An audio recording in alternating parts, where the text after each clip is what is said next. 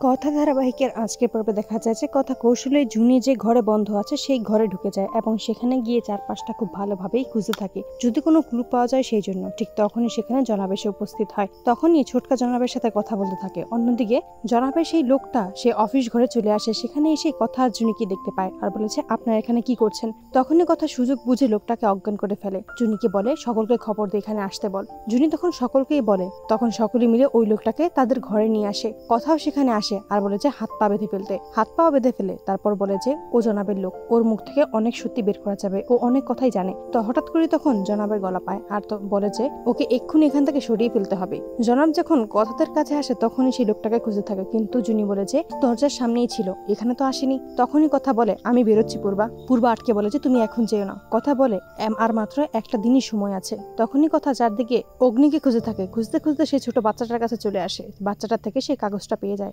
বাচ্চাটার থেকে কাগজটা নিয়ে এই কথা বুঝতে পারে যে এটাই তার পাচক মশাই তার জন্য দিয়েছে। সেই কাগজটা নিয়ে তখন বাড়ি ফিরে আসে।